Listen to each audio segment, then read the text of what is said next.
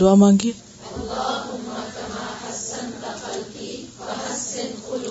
دوسری دعا بھی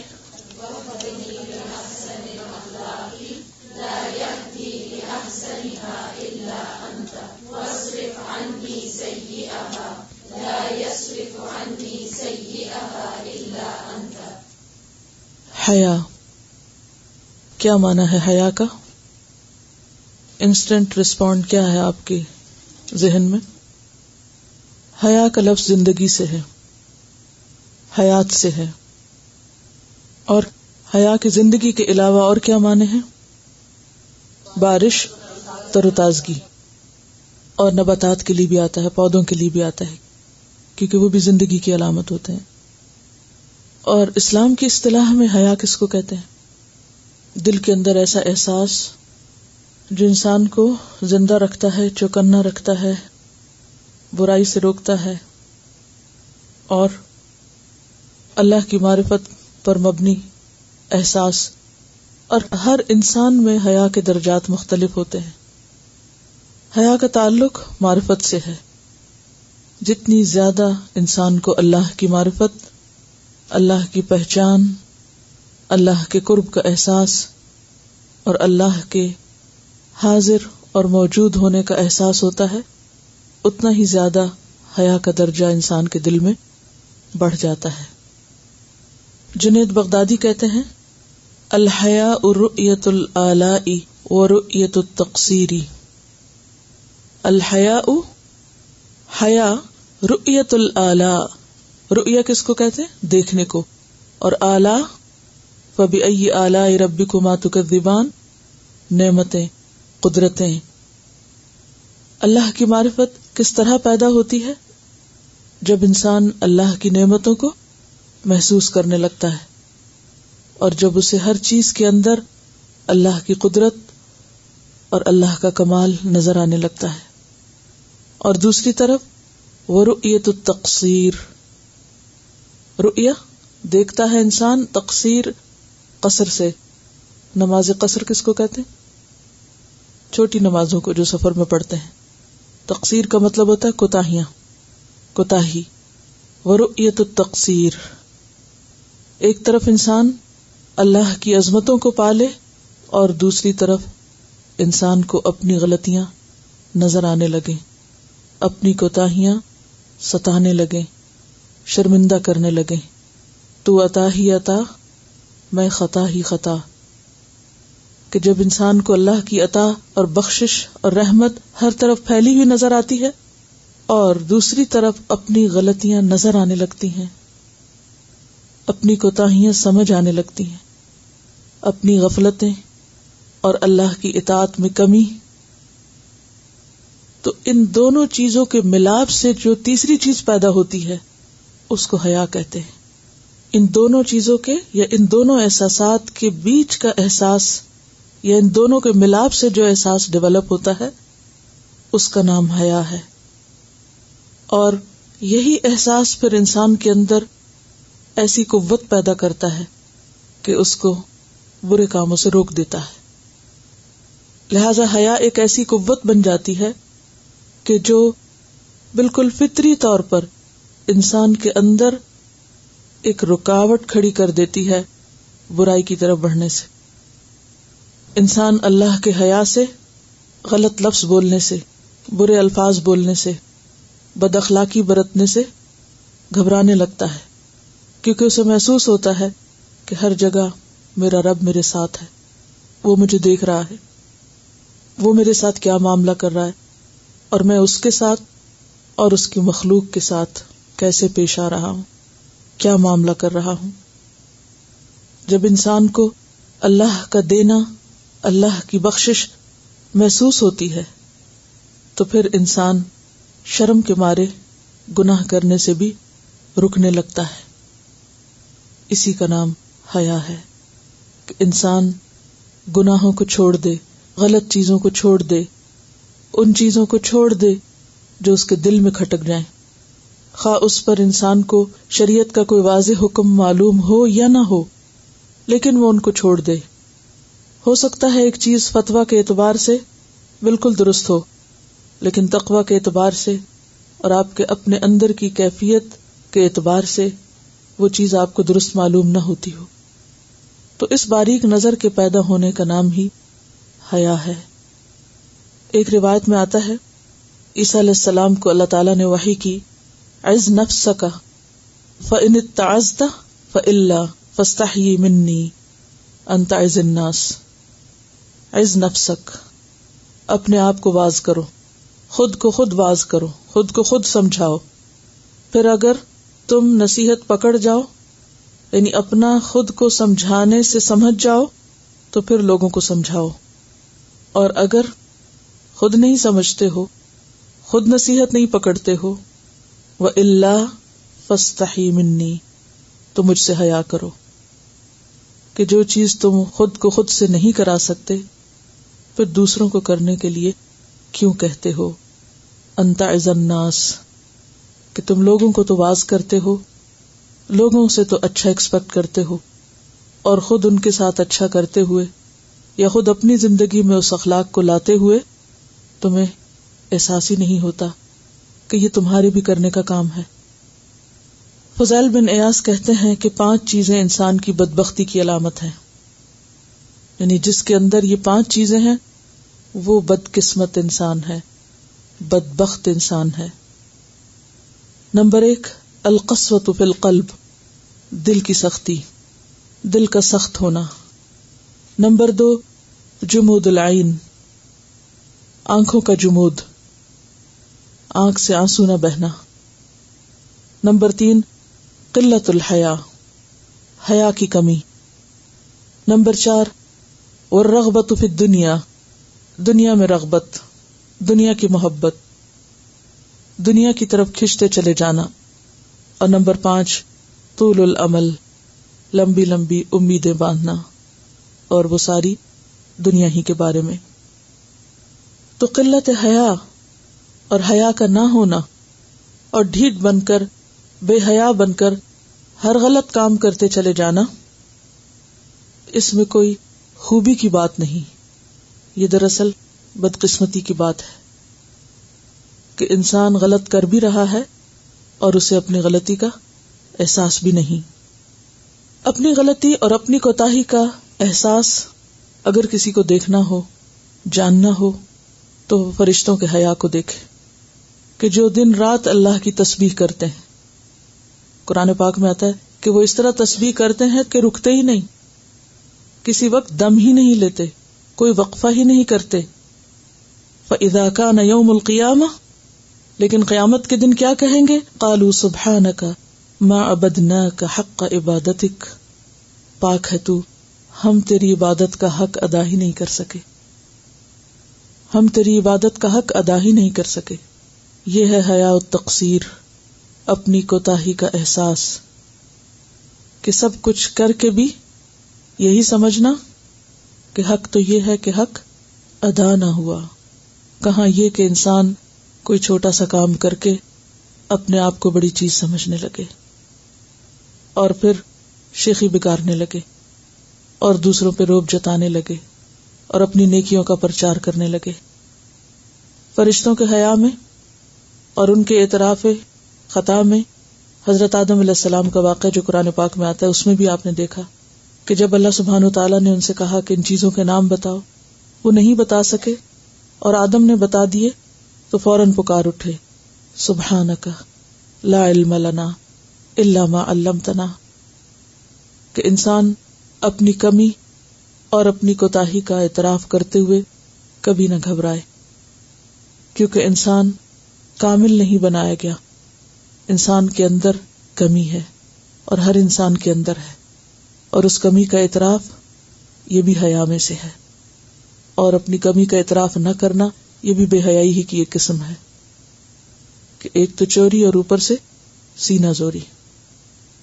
پھر اسی طرح حیا المحبہ بھی ہوتا ہے ایک، یعنی اگر انسان کو اپنے آپ کو ٹیسٹ کرنا ہو کہ وہ اللہ تعالی سے کس قسم کا حیا کرتا ہے، تو وہ اپنے آپ کو ایسی سچویشن پر رکھ کر دیکھے کہ جب وہ دنیا میں اپنی کسی محبوب ترین ہستی سے ملتا ہے تو اس کی کیفیت کیا ہوتی ہے۔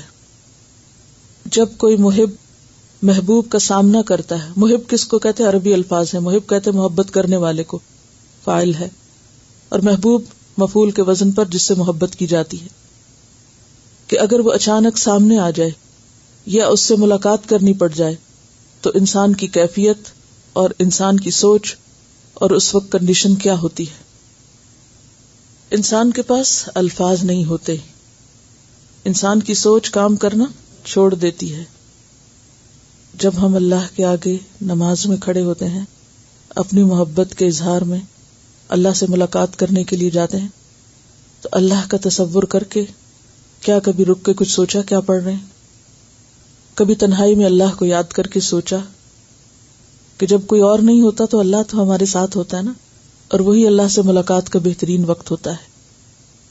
اللہ سے حیا کرنا یہ ہے، اگر وہ اللہ کی معرفت کے بعد اللہ کی محبت پر مبنی ہو تو پھر انسان کی کیفیت اسی طرح ہوتی ہے کہ انسان اپنے گناہوں پر پردے یوں نہیں ڈالتا، حجتیں نہیں کرتا، تعویلیں نہیں سوچتا، بہانے نہیں کرتا، اپنی غلطی کو خود مانتا ہے، کسی اور کو بلیم نہیں کرتا، اس کی زبان پھر رک جاتی ہے، اللہ کے حیا سے رک جاتی ہے۔ ہم سب اللہ سے محبت کے دعوے کرتے ہیں، لیکن سچ پوچھیں تو اتنی محبت بھی نہیں کرتے جتنی ہم کسی انسان سے کرتے ہیں، کیونکہ کسی انسان سے محبت کے بعد ہماری کیفیت کیا ہوتی ہے، اور اگر اس کا سامنا ہو اور اس سے بات کرنی ہو تو کیفیت کیا ہوگی۔ کبھی زندگی میں ایک بار ہی صحیح اللہ سے بات کرتے ہوئے اور اللہ کے ساتھ سرگوشیاں کرتے ہوئے ہماری ایسی کیفیت ہو، یا غلطی کرنے کے بعد ہم پھر مان جائیں اس کو اور چپ ہو جائیں، یہ سوچ کر کے اس کو تو سب پتا ہے، اس کے سامنے کیسے بہانہ کر سکتا ہوں۔ اس کا نام دراصل حیا ہے۔ لیکن جب ہم اللہ سے نہیں ڈرتے، اللہ سے نہیں شرماتے، اللہ سے محبت نہیں کرتے، تو پھر ہماری کیفیت کیا ہوتی ہے؟ اپنی ہر غلطی چھوٹی نظر آتی ہے، بلکہ نظر ہی نہیں آتی، اور اگر کوئی دکھا دے آئینہ تو اس پر 100 بہانے کر کے ٹال دیتے ہیں، ماننے کی طرف آتے ہی نہیں۔ اسی لیے اعلیٰ درجے کا حیا حیا النفس ہوتا ہے۔ اعلیٰ درجے کا حیا حیا النفس ہے۔ حیا النفس کیا ہے؟ اپنے آپ سے شرمانا، خود سے شرمانا، اپنی خطائیں دیکھ کر، اپنی غلطیاں دیکھ کر شرم سے سر جھکا لینا، اور یہی دراصل حیا ہے۔ یہ بالکل ایسے ہی ہے کہ اگر ہمیں کوئی ہماری بے خبری میں اتاری تصویر دکھا دے، کوئی ہماری ویڈیو بنا رہا اور ہمیں پتہ نہ ہو کہ ہم کر کیا رہے ہیں، اور پھر وہ ہمیں سامنے کر کے دکھا دے اپنی ان کوتاہیوں، ان غلطیوں کو جن کو ہم جھٹلا نہ سکیں، کیونکہ سامنے کسی چیز کو دیکھ کر تو ہم انکار نہیں کر سکتے نا، پھر تو ہمیں ماننا ہی پڑتا ہے۔ اس وقت جو ہم خود سے شرماتے ہیں نا، کبھی ایسی کیفیت ہوئی زندگی میں؟ ہوتا ہے کبھی؟ بعض دفعہ ایسا ہوتا ہے کہ اگر کوئی ایسی تصویر ہمیں دکھائے تو ہم فوراً چھین کے چھپا دیتے ہیں، پھاڑ دیتے ہیں، ہم اس کو فیس نہیں کر سکتے۔ کبھی اپنی آواز بھر کے سنیں، کیا کہتے ہیں، کیسے کہتے ہیں، سن نہیں سکتے، خود کو خود فیس نہیں کر سکتے، صرف اس جگہ جہاں ایسے ایویڈنس موجود ہوں کہ جن کو ہم جھٹلا نہ سکیں۔ باقی اپنے اعمال پر تو ہم ہر وقت خود کو جھوٹ بولتے ہیں، خود اپنے ساتھ سچے نہیں ہوتے، بات کر کے کہتے ہیں ہم نے کی نہیں، غلطی کر کے کہتے ہیں یہ غلطی نہیں۔ یہ سب کیوں ہوتا ہے؟ قلت حیا سے، حیا کی کمی سے۔ کوئی گیم کسی کا بتا رہی ہیں کہ جب دوسروں کی نقل اتار کے کہ کون کیسے چلتا ہے اور کون کیسے بولتا ہے، اگر کوئی اور کر کے دکھائے، یعنی ہمارے کردار کی ایکٹنگ کر کے کوئی اور دکھائے، تو اس وقت ہمیں پتہ چلتا ہے اچھا ہم ایسا بھی کرتے ہیں۔ تو بات یہ ہے کہ اصل حیا کون سا حیا ہے؟ حیا النفس ہے۔ جب تک انسان کے اندر حیا النفس پیدا نہیں ہوتا، اپنے آپ سے حیا نہیں آتی، اس وقت تک حیا نہیں آتا۔ اور اس میں انسان اپنا بولنا، اپنا چلنا، لوگوں سے معاملہ کرنا، ان سب چیزوں کے ساتھ ساتھ اپنے خیالات، اور اپنے دل کی باتیں ان کو بھی انسان انالائز کرے. اپنے تنہائی کے اوقات اپنے دل میں آنے والی باتیں، اپنی سوچیں، ان سب کے اوپر نظر رکھنا، یہ ہمارے اپنے سوا کوئی بھی نہیں کر سکتا.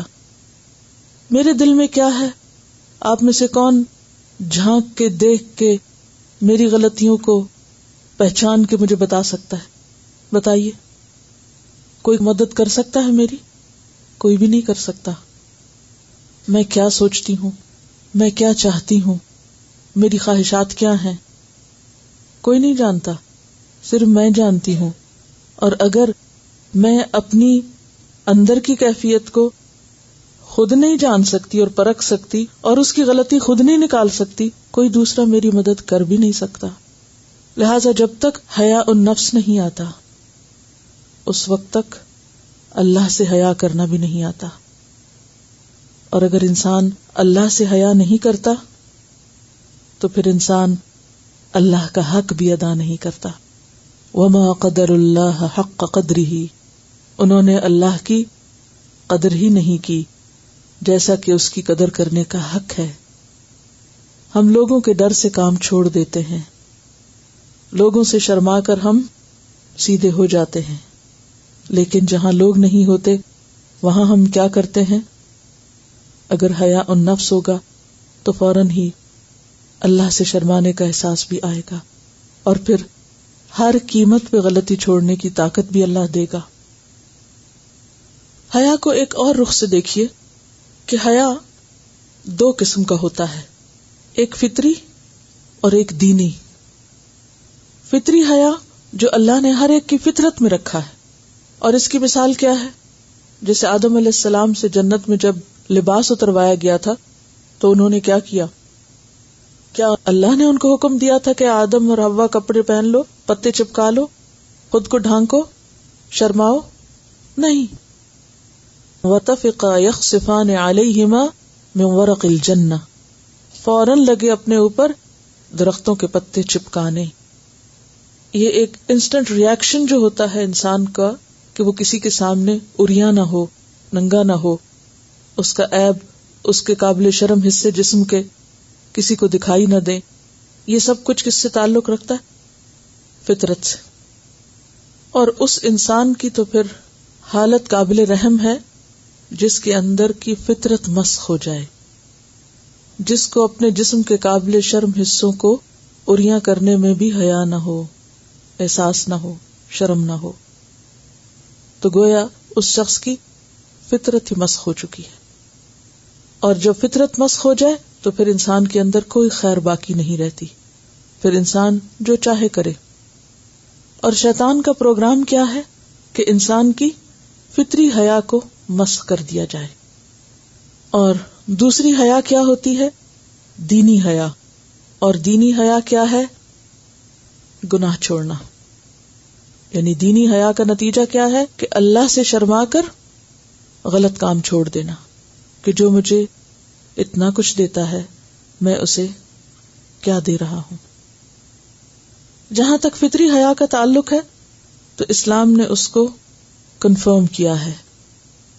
نبی صلی اللہ علیہ وسلم نے اپنے طرز عمل سے اور آپ کے صحابہ نے اس کو اپروو کیا ہے. اور اس میں ہم دیکھتے ہیں کہ انسان کے جسم کی شریعت نے سطر کی حدود بھی مقرر کی ہیں کہ جسم کے کون کون سے حصے کسی کے سامنے کھولے نہیں جا سکتے. مرد کا مرد کے سامنے، عورت کے سامنے، اسی طرح عورت کا عورت کے سامنے اور عورت کا مرد کے سامنے اپنے سطر کو ڈھانکنا جس کی شریعت نے حدود مقرر کی ہیں. یہ سب دراصل کیا ہے؟ اس فطری شرم و حیا کی مزید حفاظت اور اس کی کنفرمیشن. اسی لیے ہمیں ایسا لباس پہننے سے منع کیا گیا، ایسے کام کرنے سے منع کیا گیا کہ جو اس حیا کے منافی ہوں.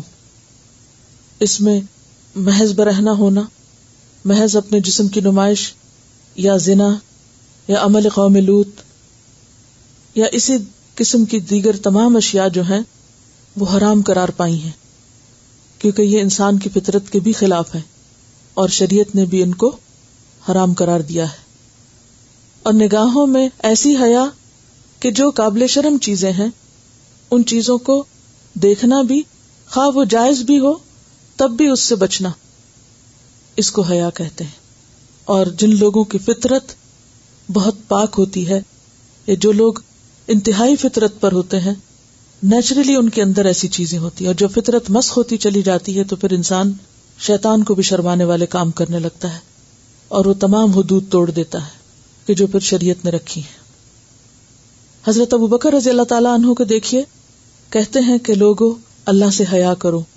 ایک خطبہ دے رہے تھے لوگوں کو، پھر اپنے بارے میں کہتے ہیں جب سے میں نے آپ صلی اللہ علیہ وسلم سے بیعت کی ہے میں رفع حاجت کے وقت بھی سر جھکا کے رکھتا ہوں اللہ سے حیا کی خاطر. یعنی انتہائی تنہائی میں اور ضرورت کے اوقات میں بھی اپنے جسم کو اس طرح نہیں دیکھتا. خود اپنے جسم سے بھی شرماتا ہوں کہ جن حصوں کو ننگا کرنے سے دوسروں کے سامنے اللہ نے روکا تو بلا ضرورت ان کو بھی نہیں دیکھتا. پھر اسی طرح حضرت عمر رضی اللہ تعالیٰ عنہ کہتے ہیں من قل حیاؤہ قل ورعہ ومن قل ورعہ مات قلبہ، کہ جس کا حیا کم ہوا اس کا خوف خدا بھی کم ہو گیا، اور جس کا خوف خدا کم ہو گیا اس کا دل مر گیا. مات قلبہ. ایک اور جگہ پر فرماتے ہیں من استحیا استخفا ومن استخفا اتقا ومن اتقا وقیا. جس نے حیا کی وہ چھپنے کی کوشش کرے گا، یعنی وہ اپنے جسم کی بھی نمائش نہیں کرے گا، وہ علل اعلان کھلم کھلا برے کام نہیں کرے گا. ومن استخفا، اور جو چھپے گا، اتقا، وہ تقوی اختیار کرے گا.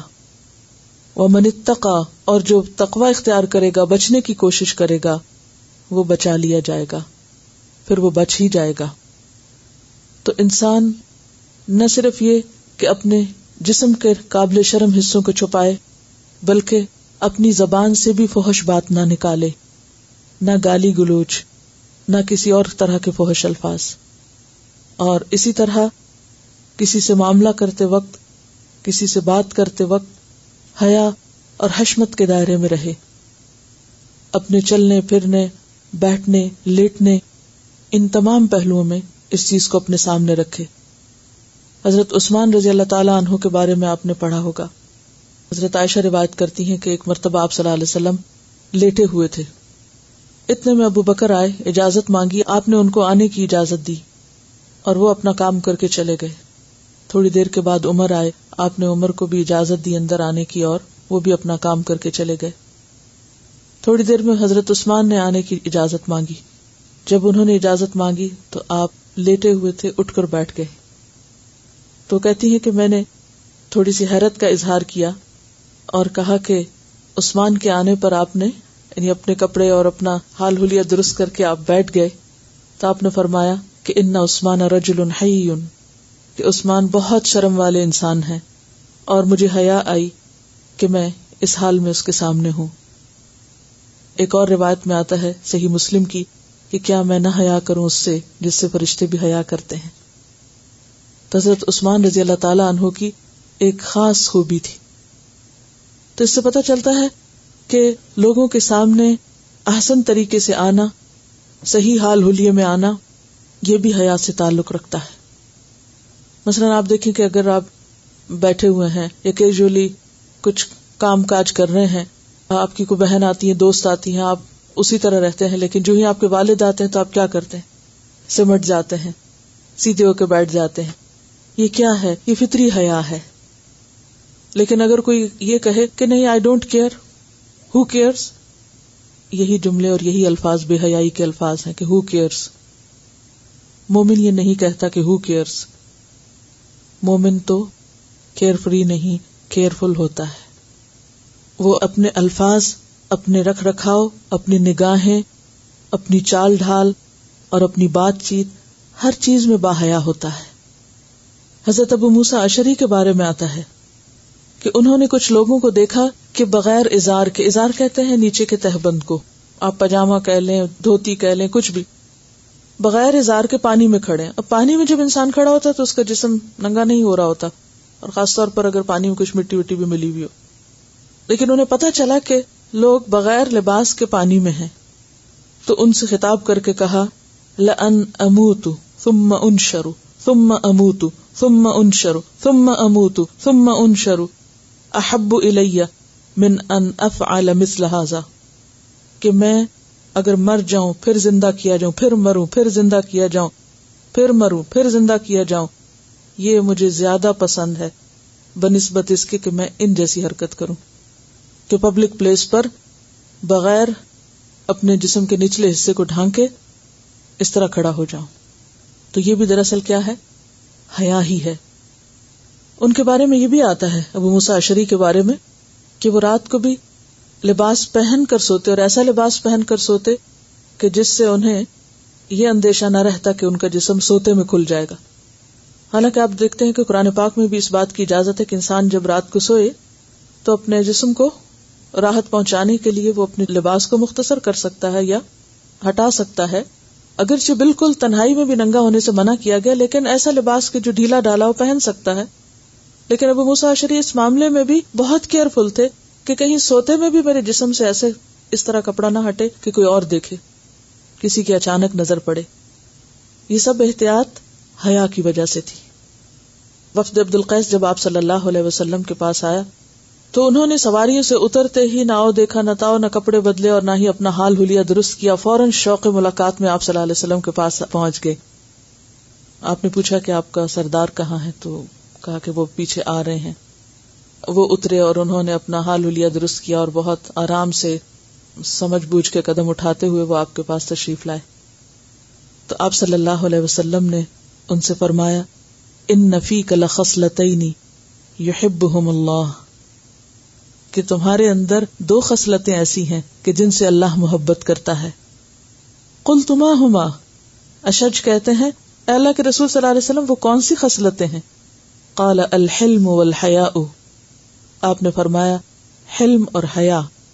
قلت قدیما کانا او حدیثا، میں نے پوچھا کہ یہ شروع سے ہے میرے اندر یا ابھی پیدا ہوئی ہیں؟ بعض اوقات انسان اپنے آپ کے بارے میں بھی نہیں جانتا ہوتا جب تک کوئی دوسرا اس کو احساس نہیں دلاتا کہ تمہارے اندر یہ خوبی بھی ہے اور تم ایسا اور ایسا بھی کر سکتے ہو۔ قال لا قدیما، فرمایا نہیں یہ پہلے سے ہی ہے، بہت پرانی ہے۔ قلت الحمد للہ الذی جبلنی علی خلقین یحبہم اللہ، تو کہنے لگے اللہ کا شکر ہے کہ اللہ نے مجھے ایسے اخلاق پر پیدا کیا کہ جس سے اللہ خود محبت کرتا ہے، کہ میرے اندر وہ صفات پیدا کی کہ جو اللہ کو محبوب ہیں۔ اور وہ کیا ہے؟ حلم، یعنی کوئی بات سن کے فوری بھڑک نہ اٹھنا، فوری ری ایکشن نہیں ہونا، بلکہ ٹھنڈے طرح سے ہوش کے ساتھ، آرام کے ساتھ، تحمل کے ساتھ کسی بات کو سننا اور پھر سوچ سمجھ کے جواب دینا۔ اور اسی طرح جلد بازی سے بچنا، کہ جیسے باقی سب لوگ فوراً اتر کے پہنچ گئے اور وہ آرام سے آئے۔ اب اس میں کوئی بے ادبی کی بات نہیں تھی کہ، اور نہ ہی انہیں اس بات کی گھبراہٹ ہوئی کہ سب پہنچ گئے اور میں ابھی تک نہیں پہنچا۔ انہوں نے ادب اور احترام کس چیز کا نام سمجھا کہ میں آپ کے سامنے ایسے حال حلیے میں جاؤں کہ آپ کو مجھ سے کوئی تکلیف نہ پہنچے۔ ظاہر ہے کہ ایک شخص اگر سفر سے آیا ہے دور سے تو اس کے جسم سے پسینے کی بو بھی آ رہی ہوگی، اس کے کپڑے بھی میلے ہوں گے اور اس کے بال بھی بکھرے ہوئے ہوں گے۔ تو ایسے میں اگر آپ کسی اہم شخصیت سے ملاقات کے لیے جا رہے ہیں تو اپنے آپ کو ایک پریزنٹیبل فارم میں لے کر جائیں کہ آپ دوسروں کے لیے کراہت اور ناپسندیدگی اور نفرت کا سبب نہ بنے، یہ تکلیف کا سبب نہ بنے۔ اور پھر یہ ہے کہ جب وہ چل کے بھی آئے تو بھگدڑ مچاتے ہوئے نہیں، بلکہ آرام کے ساتھ، وقار کے ساتھ، سکون کے ساتھ۔ تو ان کو آپ نے اپریشیٹ کیا، ان کے سامنے ان کی تعریف کی اور فرمایا کہ یہ بات اللہ کو پسند ہے۔ اور دوسری حیا، کیونکہ اس بات کا تعلق بھی حیا سے ہے کہ انسان جب کسی کے سامنے جائے یا کہیں بیٹھے تو ایسے حال میں بیٹھے کہ وہ دوسروں کے لیے اذیت کا سبب نہ ہو، الا یہ کہ انسان کو کوئی ایسی تکلیف ہو یا کوئی ایسی مجبوری ہو تو وہ اور بات ہے۔ تو اس سے پتہ چلتا ہے کہ حیا ہمارے دین کی خوبصورتی ہے، اور اس کا تعلق صرف لباس پہننے سے نہیں بلکہ عادات سے بھی ہے، انداز گفتگو سے بھی ہے، انسان کی سوچوں اور خیالات سے بھی ہے، انسان کی تنہائی کے اوقات سے بھی ہے۔ تو بہرحال حیا ایمان کا حصہ بھی ہے، اور حیا سراسر خیر ہے۔ آج کی حدیث پڑھتے ہیں ہم۔ عن عمران یومئذ قال قال رسول اللہ صلی اللہ علیہ وسلم الحیاء خیر کلہ، رواہ مسلم کتاب الایمان۔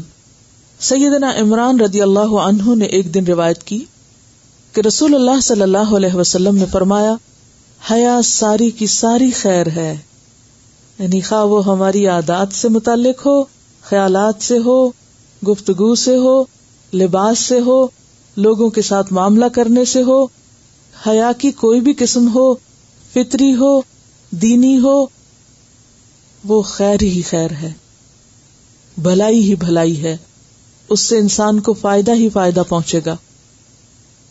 عن انس قال قال رسول اللہ صلی اللہ علیہ وسلم ما كان الفحش في شيء الا شانه وما كان الحياء في شيء الا زانه، رواہ الترمذی کتاب البر والصلة۔ سیدنا انس رضی اللہ عنہ سے روایت ہے کہ رسول اللہ صلی اللہ علیہ وسلم نے فرمایا جس چیز میں بھی بے حیائی ہوتی ہے وہ اسے عیبدار بنا دیتی ہے، اور حیا جس چیز میں بھی ہو اسے زینت عطا کرتی ہے، اسے خوبصورتی عطا کرتی ہے۔ کیونکہ انسان جب کسی کے ساتھ بد اخلاقی سے پیش آتا ہے، جیسے پچھلی دفعہ ہم نے بات کی تھی کہ حیا کا تعلق کلام سے بھی، اور جفا جو ہے اور درشتگی اور اجڑ پن اور انسیولائزڈ ہونا، یہ سب بے حیائی سے تعلق رکھتی ہیں چیزیں، یعنی بد اخلاقی ساری کی ساری بے حیائی ہے۔ بے حیا ہوتا ہے انسان تو بد اخلاق ہو سکتا ہے، با حیا انسان کبھی بھی بد اخلاق نہیں ہو سکتا۔ اس بارے میں کسی نے ایک واقعہ لکھا ہے اور بہت ہی تلخ تجربہ ہے ان کا، میں آپ کے ساتھ شیئر کروں گی، اور اس میں ہم سب کے سیکھنے کی بہت سی چیزیں ہیں۔ میں پہلے واقعہ آپ کو سناتی ہوں اور پھر اس کے بعد آپ سے پوچھتی ہوں کہ آپ نے کیا سیکھا اور اس کا تعلق حیا سے کس طرح ہے، اور کس طرح انسان بعض اوقات فحش بات کرتا ہے اور وہ اس کے لیے زندگی بھر کے لیے ایک ندامت اور شرمندگی اور دوسروں کے سامنے شرمندہ ہونے کا ذریعہ بن جاتا ہے۔ لکھتی ہے کہ میں اور میرے شوہر اپنی فیملی ہی کے کسی شخص کی خبر لینے گئے، حال پوچھنے گئے، بلکہ مبارکباد دینے گئے، کیونکہ 1 ماہ قبل ان کا آپریشن ہوا تھا اور وہ ٹھیک ہو کر گھر واپس آ چکے تھے۔ جب ہم وہاں گئے تو رات کا وقت تھا، وہ صاحب لیٹے ہوئے تھے، ان کی بیوی بھی ساتھ دوسرے بیڈ پر بیٹھی تھی، کوئی اور دوسرا گھر میں نہ تھا۔ ان صاحب کو کچھ سردی محسوس ہوئی، حالانکہ گرمیاں شروع ہو چکی تھی۔ انہوں نے کمبل مانگا، میں نے ان پہ کمبل ڈال دیا، پھر ان کی ٹانگ میں شدید قسم کا کھچاؤ ہوا، ایک ٹانگ میرے شوہر دبانے لگے اور دوسری ٹانگ میں دبانے لگی، لیکن وہ شدید کراہ رہے تھے اور بولے کہ پنکھا بند کر دو۔ ان کی بیوی غصے سے بولی کیا مصیبت ہے، اب میں ساری رات گرمی میں مروں گی اور مچھر بھی تنگ کرے گا۔ وہ صاحب بولے ذرا غصے اور تکلیف کی حالت میں کہ تم دوسرے کمرے میں چلی جاؤ۔ ساتھ ہی میں نے دیکھا ان کے چہرے کی رنگت بدلی، زبان پھولی، ہونٹ اور زبان نیلے ہونے لگے، ماتھے پہ پسینہ آنے لگا اور ایک زوردار ہوا منہ سے نکلی۔ اوہو، یہ تو نزا کا عالم لگتا ہے، اور تھوڑی دیر میں وہ فوت ہو گئے۔ میاں بیوی کی آخری گفتگو کے وقت صرف میں اور میرے شوہر پاس تھے، ہم نے کسی کو نہیں بتایا، لیکن وہ خاتون شرمندہ ہوں گی۔ اس سے میں نے ایک بہت بڑا سبق سیکھا کہ اگر ہمارے ساتھ کوئی غصے سے بولے یا غلط قسم کا مطالبہ ہم سے کرے، ناجائز مطالبہ جو ہمیں بظاہر غلط ہی نظر آ رہا ہو، تو فوراً اپنا رد عمل ظاہر نہیں کرنا چاہیے، بلکہ سوچنا چاہیے کہ اس شخص کی یہ کیفیت کیوں ہے، کوئی ذہنی پریشانی ہے، جسمانی بیماری ہے یا کوئی اور مسئلہ ہے۔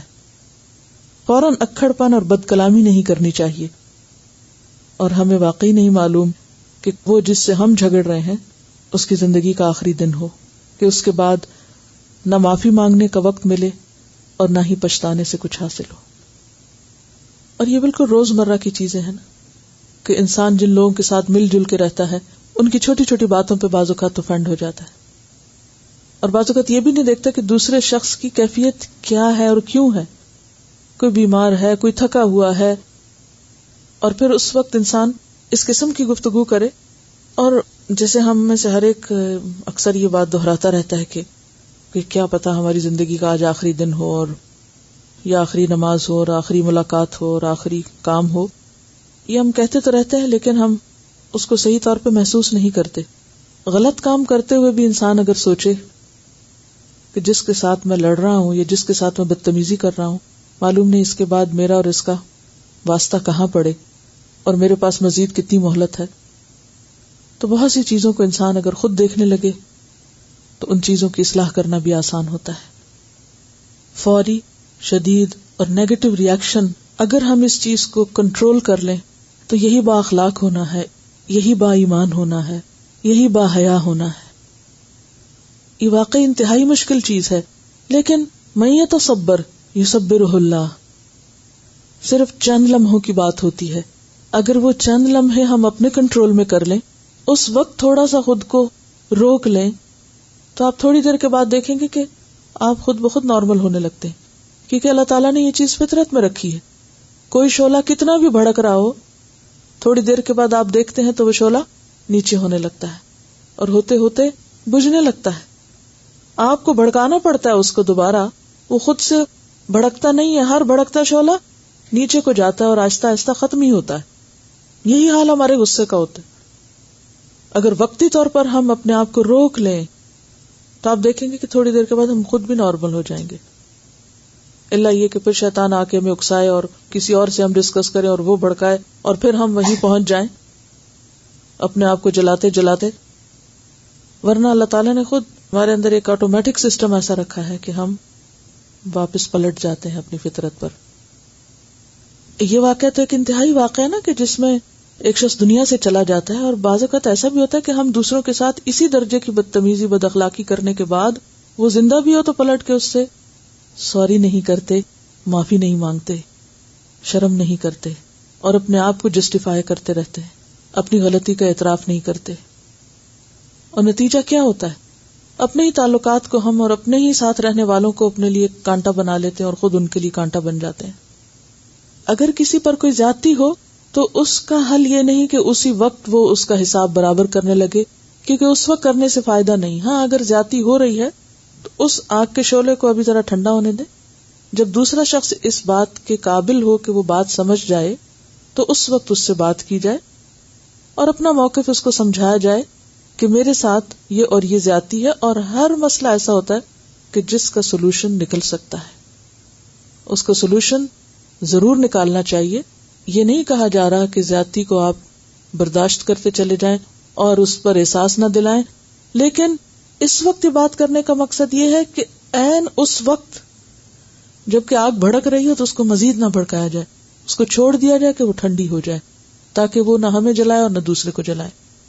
اگر کوئی ایک شخص بیماری کی وجہ سے یا بھوک کی وجہ سے یا کسی اور تکلیف کی وجہ سے اپنے آپ کو ایکسپریس نہیں کر پا رہا اور نیگیٹو طریقے سے کچھ بول رہا ہے یا غصہ دکھا رہا ہے یا برہم ہو رہا ہے یا چڑچڑا پن دکھا رہا ہے، تو اس کو سمجھنے کی بھی کوشش کرنی چاہیے کہ ایک شخص عام انداز میں نارملی ایسا نہیں ہوتا.